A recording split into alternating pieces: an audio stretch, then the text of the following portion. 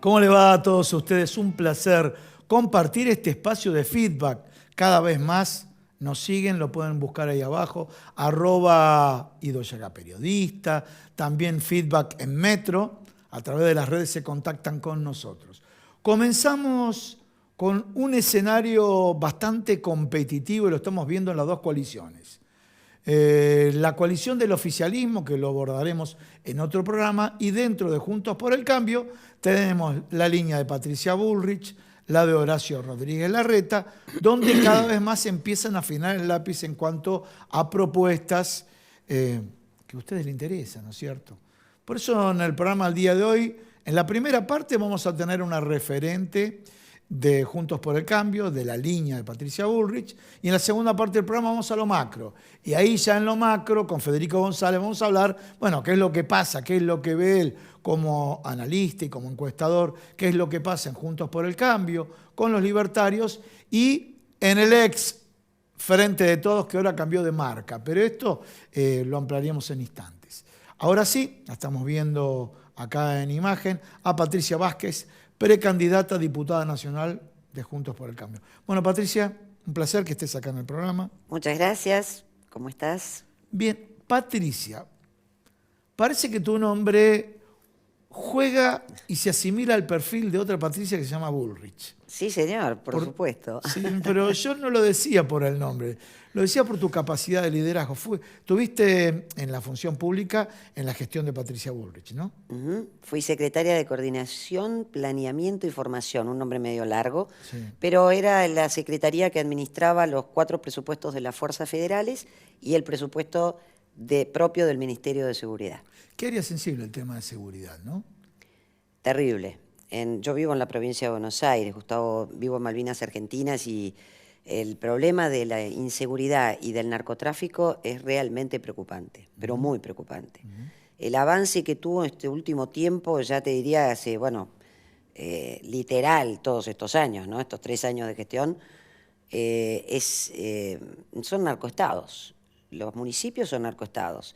Nardini, que fue... ¿Vos considerás que los municipios son narcoestados? Pero escuchá esto, Nardini, intendente, en este momento está haciendo pidió una licencia para estar en el gobierno de Kicillof, en la gobernación de la provincia de Buenos Aires, pero él consume cocaína. Desde él hasta el jefe de seguridad, jefe de policía. ¿Qué podés esperar en un municipio donde se consume desde el propio poder? Son zonas liberadas. Ahora, te voy a hacer una pregunta. Sé que han trabajado mucho en la gestión de Patricia Bullrich con el tema del narcotráfico, pero uno dice, o sea, si uno pone Netflix, vos ves Noruega, corte transversal, cualquier partido político.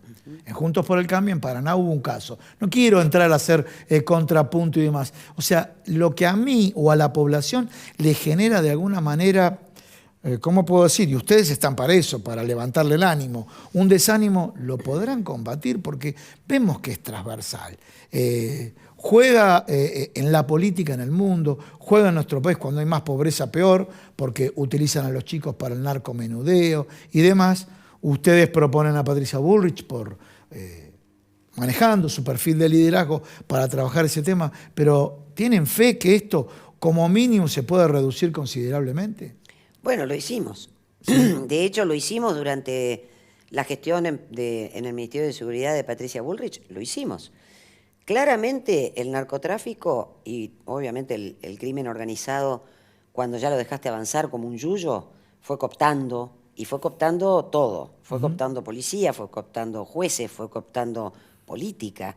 Y eso requiere una decisión política muy importante y claramente acciones contundentes. Durante la gestión de Patricia lo hicimos. Sin ninguna duda, como lo dice Patricia todo el tiempo, esto no se va a poder revertir en un minuto. Nada, porque en realidad no es solo un tema. El tema de seguridad tiene que ver con la legislación penal, tiene que ver con, por ejemplo, el servicio penitenciario, hoy intervenido, y Garrigós de Rebori no tiene la más mínima intención de hacer que esto funcione como tiene que funcionar. Si en el servicio penitenciario, en las cárceles, sigue existiendo las bandas narcos, las bandas más peligrosas del crimen organizado, conectados, le aumentan la conectividad, conectados con sus celulares, mandan a hacer todos Trabajos. los trabajos. Ejemplo, los monos en... Nosotros habíamos instalado inteligencia penitenciaria que era indispensable para poder controlar el crimen organizado. Les habíamos impedido que se conectaran con celulares. Patricia todo el tiempo lo dice, nosotros pensamos en cárceles especiales para los narcos. Esas cárceles tienen que ver, ¿por qué la especialidad? Que no tenga contacto con los penitenciarios, los presos tienen que estar aislados en ese sentido. Además, le tenés que rotar el personal para que no los puedan cooptar. No pueden estar conectados. Eso es una de los temas. Obviamente que tenés que modificar el Código Penal. Hay que hacer un gran trabajo en instalar nuevamente y poner orden con la ley y terminar con la puerta giratoria. Porque, a ver, en definitiva, a nosotros, ciudadanos, ¿qué nos importa? A veces uno escucha el relato político y siempre escucha las buenas ideas. En realidad, no es cuestión de relatarlas, sino de hacerlas. Y Patricia demostró que lo hizo. ¿Por qué no lo vamos a hacer ahora? Bien. ¿Es realizable en un tiempo prudencial? Por supuesto que sí. También es muy importante, creo, hablarle con mucha verdad a la gente, porque necesitamos confianza. Por eso creo que Patricia lo genera, porque es genuina, porque dice, a ver, estamos acá, esto es lo que tenemos, no va a ser fácil. Nada de lo que necesitamos hacer en estos cambios profundos va a ser fácil. No va a ser fácil poner orden en la economía, no va a ser fácil poner orden en la educación, que se convirtió en adoctrinamiento, no va a ser fácil instalar de nuevo el rigor de la ley y de la Constitución. Claro que no. Vamos a tener, ya lo anuncian, ya nos dicen que nos van a tirar no 14 toneladas de piedra, mucho más que eso. Pero yo me pregunto, ¿tenemos alguna alternativa? No, no la tenemos. Por ejemplo, por un escenario en el cual se busca combatir, ¿cómo está estructurado con la policía o algunas comisarías el narcotráfico? Por otro lado, en la justicia. Por otro lado, el Servicio Penitenciario Federal. Va a hacer falta presupuesto. Y el factor limitativo de los últimos 8 años, o más, 12 años, es cada vez más restricciones presupuestarias, ¿no? ¿Cómo se va a cambiar esa jerarquía presupuestaria para focalizarlo, bueno, en áreas sensibles? Bueno, lo que nosotros proponemos claramente es inevitable que ataques la corrupción, en primer lugar. Al atacar la corrupción, entre un 20 y un 30% del presupuesto nacional, provincial y municipal se lo lleva la corrupción. Si vos esa plata que está en la burocracia, en la política y en la corrupción la destinás a lo que hay que destinar, sobra la plata. La plata está. Gracias a Dios somos un país tan rico. Si no, en este momento no sé qué seríamos, ¿no? Porque en este estado de cosas es realmente tan difícil que todo se convierta en una cadena de obstáculos. Cualquier particular, cualquier ciudadano que quiere emprender algo tiene permanentes burocracias y trámites. Te doy un ejemplo, los permisos de importación. Sí. Los permisos de importación son una causa, un motivo de corrupción. Todos sabemos, hoy todos sabemos, que sacar un permiso de importación cuesta un 15% más caro. Eso está mal, claro que está mal. Pero ese 15%... Me estás corriendo por el lado del periodismo económico, ¿no? Y mi formación como profesional en ciencias económicas. Sin embargo, te digo, el sobreprecio, no tengo el dato exacto, pero sabemos que en la República Argentina es algo enquistado de toda la vida, el sobreprecio para la gestión, bien, uno. Dos, el gobierno puso el guiño que iba a favorecer a los pymes y los que más permisos consiguen son los grupos más grandes. Entonces, también está marcando, bueno, ahí también está marcando que pusieron el guiño para un lado y giró para el otro. Mira, Gustavo, yo creo que ese círculo totalmente vicioso que empieza con la corrupción política y esa corrupción política se irradia en toda la administración, lo tenemos que convertir en un círculo virtuoso. Para eso claramente hay que tomar decisiones contundentes. El Código Penal tiene que ser más rígido, más estricto. Fíjate que si... ¿Qué está faltando de modificar en el Código Penal en términos generales? Estuvo Gustavo Delía también acá, hablamos del tema, pero ¿qué habría que modificar del Condenas de cumplimiento efectivo, empecemos por ahí. Sí. Menos salidas transitorias. Fíjate lo que pasó hace poquito, otro caso parecido al juez Rossi. ¿Te acordás? Sí. Bueno, a un violador, abusador, ya le dijeron, el informe penitenciario le dijeron, no es prudente que lo larguen. Lo largaron, el tipo salió. Pero no es el y Poder volvió. Judicial ahí el que está... No. Es todo. Es sí. todo el sistema. Ok. ¿Por qué? Si la ley es más estricta, el Poder Judicial, ¿qué hace? El juez aplica la ley al caso particular. Esa es la función del juez. Sí. Fíjate que tampoco puede ser que existan jueces que manifiestamente sean activistas políticos. ¿Cómo vamos a permitir que un juez que su mayor cualidad debería ser la imparcialidad se manifiesta abiertamente militante de una ideología política? Primer punto, no deben llegar a la magistratura los jueces que manifiestamente tienen actividad política.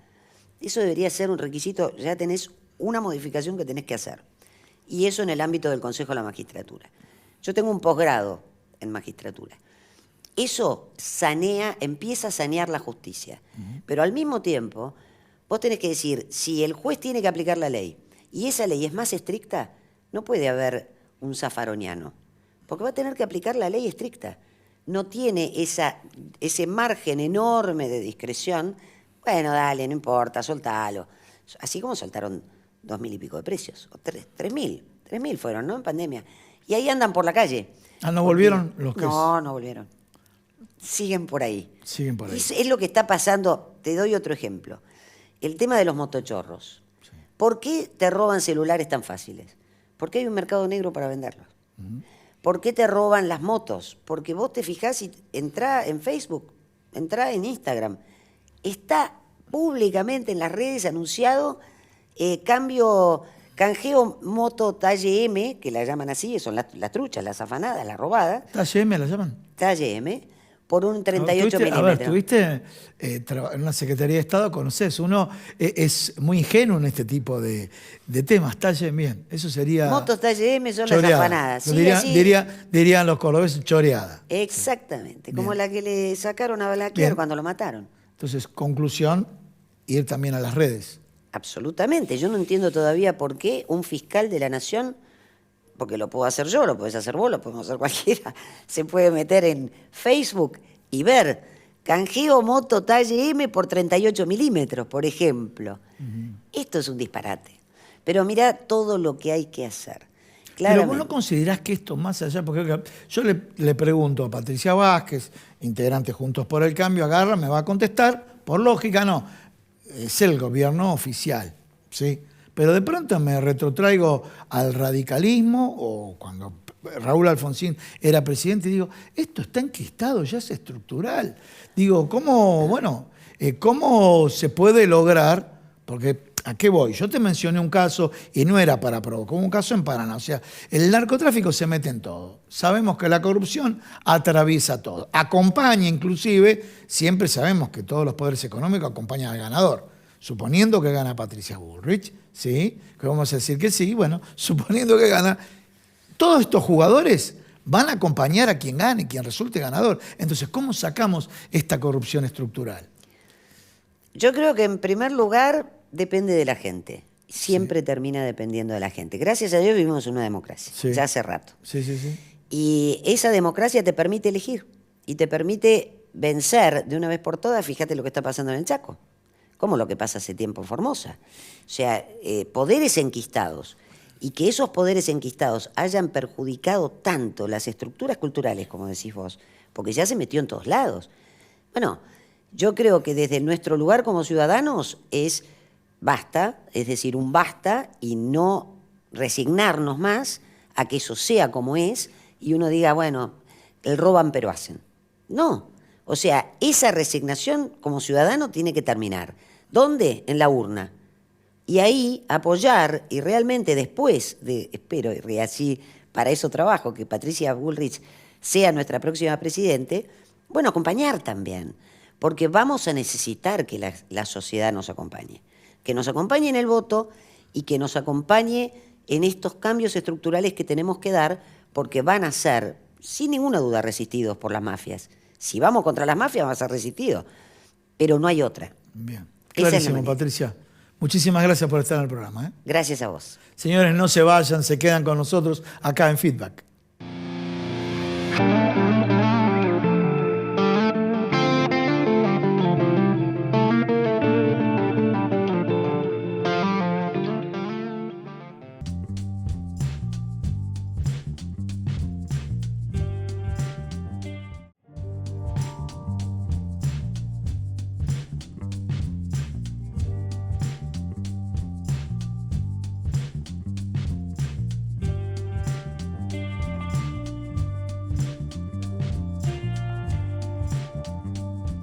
Las farmacias de la red COFA tenemos mucho más que medicamentos para vos. Cuidamos tu salud y bienestar con servicios farmacéuticos especializados. Somos la red sanitaria de farmacias más grande del país. Estamos siempre cerca, las 24 horas, todo el año. Busca tu farmacia en red.cofa.org.ar.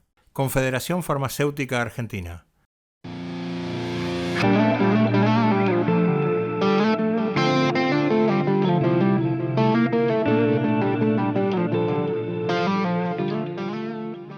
Bueno, señoras, miren este titular. Un encuestador le pone nombre a los 3/3. ¿Saben qué? Ese encuestador está acá con nosotros, lo estamos viendo y es Federico González. Muchas gracias. Bueno, con el rostro, a ver si volvemos de nuevo a ver el rostro, lo tenemos a Javier Milei, lo tenemos a Sergio Massa y la tenemos a Patricia Bullrich. Justo estuvo en el bloque anterior Patricia Vázquez, que trabaja en el equipo de Patricia Bullrich. Bueno, ¿ya le pusiste nombre? Y sí, yo creo que a veces hay que definirse. Sí. Por supuesto, lo que se tienen que definir son los candidatos y la gente tiene que definir quiénes quieren que sean. Pero uno también desde el análisis, también a veces hay que decir lo que a uno le parece. Claro.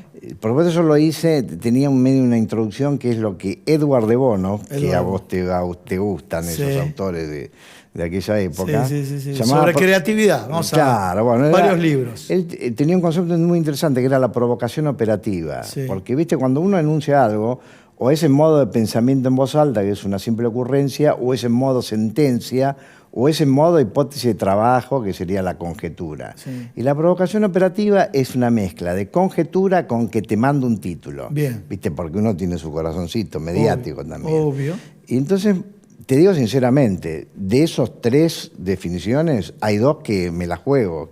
Bueno, una no es que me la juego, es que es Milei. Sí. Lo de Patricia Bullrich, a esa apuesto.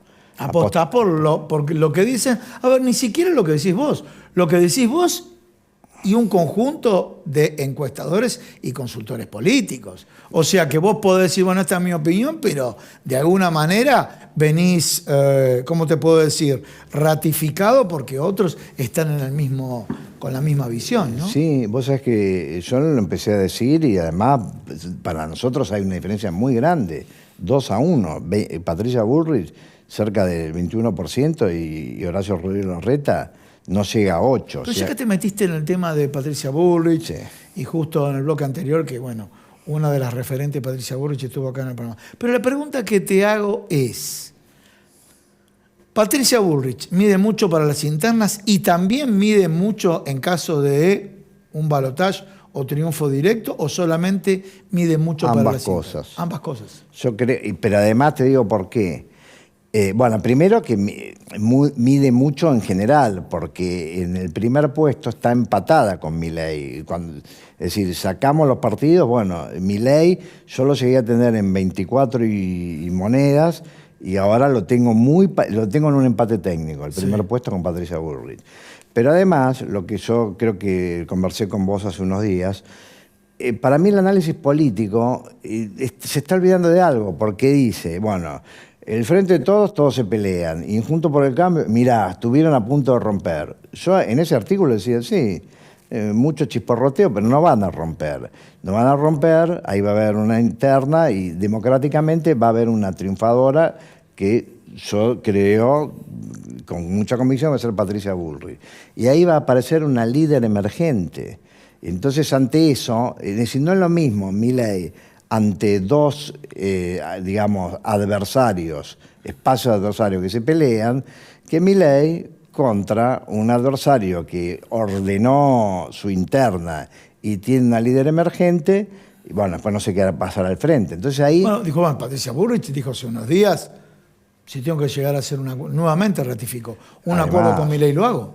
Además, entonces además creo, y después si querés hablamos del frente de todos, que es lo más difícil de analizar, pero yo creo que Patricia Bullrich, además hay un sustento, si cabe, teórico de ese número.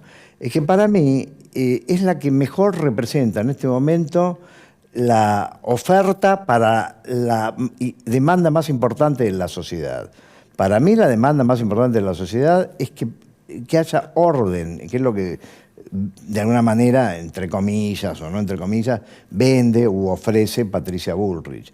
Entonces el orden, no quiero ser Colombia y Rosario y el conurbano me preanuncian que, viste, está el fantasma de Venezuela, pero también está el fantasma de Colombia, de Escobar Gaviria. No quiero tengo miedo del avance en los narcos. Y bueno, ¿y quién se planta mejor ante ese tema? Patricia Bullrich. Y después, bueno, lo mismo en el conurbano, con el tema de la delincuencia, que parece que es un problema que nadie va a resolver. Entonces, a mí me parece que ese discurso de Patricia Bullrich que dice, en el barrio decíamos, no me pregunten cuántos son, sino que vayan pasando. Cuando Patricia Bullrich dice, bueno, yo si me tengo que enfrentar a los narcos, los enfrento, ya los enfrenté. Si me tengo que enfrentar a Moyano, lo enfrento porque ya lo enfrenté. Para mí, la gente, o una parte importante de la sociedad, le parece creíble y compra, en el sentido, bueno, conceptual del término, ¿no? ¿Querés que hablemos del frente? No sé. No, bueno, no sé, hablemos de lo que vos quieras. Yo te estoy escuchando atentamente. Aparte, como nos conocemos, sabe que mientras que él está dando la respuesta, estoy escuchando atentamente, pero elaborando varias preguntas. Para no quedar afuera vamos ahí, ayer que vemos la imagen de Sergio Massa. Bueno, se lo ve proactivo. Yo diría algo, empiezo con la provocación. Ya que me dijiste que hablemos de Eduardo Bono. En el mundo, vos como analista político, como asesor en todo el mundo, decirle, mira, va a ser candidato o un probable candidato muy importante, alguien que tiene una inflación que está en el 8%, en el 9%, en el 7,8% es lo mismo, ¿no? Del 7 al 9 es una barbaridad, te diría más, del 5 al 9 es una barbaridad. Y no obstante, tiene serias chances de ser candidato presidencial. Y a partir de ahí, con esa provocación, ¿qué me decís? Sí, mira, lo que te dirían es, viste cuando dicen, que no sé de quién es la frase, que bueno, está el capitalismo, está el socialismo, está Argentina y está Japón, algo así es la frase, ¿no? Como que seríamos un caso raro. Un caso raro. Una rara avis de los países. Lo somos, obvio. Y entonces, viste, como yo era niño en la década del 60, me vienen, digamos, recuerdo de series, La Dimensión Desconocida. Todo es posible, La Dimensión Desconocida. Y Argentina, digamos, en el conjunto de los países, es un país extraño, exótico, te puede pasar cualquier cosa. Sí. Entonces, en La Dimensión Desconocida de Argentina puede pasar que un ministro que tiene arriba del 8% de inflación y un 100%, más del 100 y pico de anual, que sea candidato. ¿Por qué no? Ahora, ¿cuál es la retórica? ¿Cuál es la narrativa? A ver. Porque, bueno, Massa no da puntada sin hilo, es un animal político y viste que dicen que es vivo, que es, bueno, viveza criolla, no sé, llamale como quieras. Pero esa retórica de, esto es malo, pero yo lo salvé del desastre. Esto, mira cómo te vienen las ideas. Una publicidad de un calefón, sí. No te lo voy a nombrar, que era botonera, sí. Dice, y terminaba con, si teníamos uno más hubiésemos conocido el infierno. ¿Te acordás de esa publicidad? Sí. Bueno, entonces la retórica de Sergio Massa es, y de sus seguidores, es, bueno, las cosas están mal, pero nos salvamos de ir al infierno. Y mientras esté yo, garantizo que al infierno no vamos a llegar. Ahora, si yo no estoy, eso lo dijo Malena, bueno, si yo no estoy, el infierno está ahí. Entonces, bueno, A ver, yo no juzgo la cuestión valorativa ni económica, porque no es mi tema, pero como retórica funciona. ¿En dónde funciona? Bueno, en un grupo de, digamos, en los que necesitan creer en algo y les gusta el frente de todos. ¿Y de dónde nos agarramos? Bueno, se tienen que agarrar de algo y me parece que ahí Sergio Massa te da una cierta garantía de, entre comillas, por lo menos de ser competitivo. Además, hay otro aspecto, que Sergio Massa tiene un público que lo quiso y que está muy desilusionado y muy enojado. Claro. Porque te fuiste con Cristina cuando dijiste que ibas a meter precio a los ñoquis de la cámpora y nos hiciste ilusionar. Vos sos el que frenaste al sueño de Cristina Eterna. ¿Y cómo nos haces eso? Entonces yo creo que esa gente tiene el deseo secreto. Eso es una frase medio borgiana, eso Sí. se la escuché, la leí en Borges. El deseo secreto de que Sergio Massa haga lo que no hizo Alberto, que una vez que gane la presidencia diga, bueno, acá estoy yo y yo soy Massa, no soy K. Entonces ¿Ese me parece... miedo no tienen los K? Y claro que lo Tienen tienen. ese miedo. Lo tienen y está bien que lo tengan, porque el miedo no es sonso. Y Sergio Massa... y además, ¿quién fue uno de los maestros de Sergio Massa? Néstor Kirchner. Entonces es lógico que lo tenga. Porque ¿qué haría Néstor ¿Cómo estás Kirchner? haciendo un revisionismo, no? Y bueno, Estás generando, hacemos lo como que dijiste en la podemos. apertura acá, provocación, ¿no? Estamos El de profesor de provocación Sergio Massa operativa. fue Néstor Néstor Kirchner. Kirchner. Bien. Esa es la escuela de Sergio Massa. Entonces, y es un animal político. Ahora, cortito, porque tenemos que cerrar Sí, ya, me dale. están diciendo sí. Pero Scioli está jugando y algo mide. ¿Va a arañar algo Scioli o no? Mira, yo te digo sinceramente, Sí. yo creo que si Scioli es candidato hay un gran paso. Sí. Lo que dije la otra vez, que es un encantador de serpientes y que... Lo ratificás, ¿no? Es el mejor vendedor, de los políticos el mejor vendedor. ¿En serio? Es un gran vendedor. Él te hace el verso y te empaqueta. Bueno, ahora yo creo que no va a ser candidato. Para mí no están dadas las condiciones estructurales. Lo que está haciendo, y te cierro con una última publicidad. Sí. Aguante la sed hasta hacerla insoportable, ¿te acordás de Sí. una, bueno, Sí. de la famosa? Bueno, acá es, yo, Scioli, voy a resistir hasta que valga mucho mi renuncia. Entonces, cuando Hasta tenga que que cotice renunciar, más. me cotizo en bolsa y quiero mucho. Y Federico, estoy haciendo muy eso. bueno, muy bueno. Muchas sentencias el día de hoy. Bueno, es que vos me permitís que me salgan esas sentencias, porque sos muy buen entrevistador. En serio. Muchísimas gracias. Bueno, señores, tengo que hacer otro agradecimiento. ¿Saben quién? A Sastrería Windsor, que está ubicado en la calle, lo tenés ahí abajo, en la calle Maipú 843. Mirá lo que este saco, la terminación. Llegó toda la ropa de la temporada de invierno. Telas que son abrigadas, pero telas que son muy livianas. La podés encontrar ahí, en Sastrería Windsor.